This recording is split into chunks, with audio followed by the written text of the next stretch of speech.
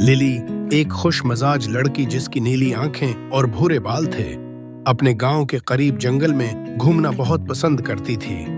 इसका बेहतरीन दोस्त बुम बेंटा, एक शरीर लड़का जिसके सुनहरे बाल और शरारती मुस्कुराहट थी, हमेशा उसके साथ महमजोई में शरीक होता।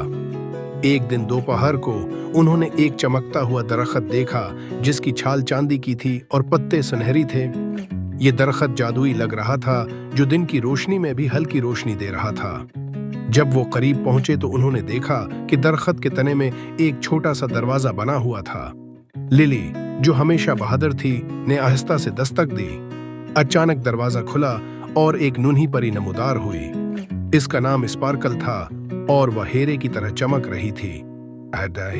इसके पर कौस कज़ा की तरह दमक रहे थे। स्पार्कल ने मुस्कुराते हुए कहा, ये ख्वाहिशों का दरख्त है जो नेक दिल और बहादुर लोगों की एक ख्वाहिश पूरी करता है। बेन परजोश होकर खिलौनों के संदूक की ख्वाहिश करना चाहता था, लेकिन लिली, जो हमेशा दूसरों का सोचती थी, बोली, क्यों ना हम कोई ऐसी ख्वाहिश करें जो सबके लिए मददगार हो। उन्होंने फैसला किया कि वो गांव के लिए हमेशा खाने और पानी की ख्वाहिश करेंगे। स्पार्कल उनकी नेक दिली पर खुश हुई। उसने उन्हें सुनहरी पत्ते दिए और कहा, उन्हें अपने गांव में लगा दो।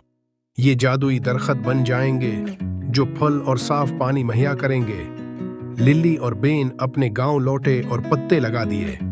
कुछ वक्त में वो पत्ते खूबसूरत दरख्तों में बदल गए जो मजेदार फल और ताज़ा पानी देते थे। गांव के लोग, जिनमें उनके खानदान भी शामिल थे, बहुत खुश हुए और उन्हें कभी भूख या प्यास महसूस नहीं हुई। जादू के लिए शक्कर गजार लिली और बेन अक्सर स्पार्कल और ख्वाहिशों के दरख्त से मिलने जाते। उन्होंने वादा किया कि वो इस दरख्त के जादू को राज रखेंगे। ख्वाहिशों का दरख्त हमेशा चमकता रहा, अगले नेक दिल और बहादुर दिल के इंतजार में।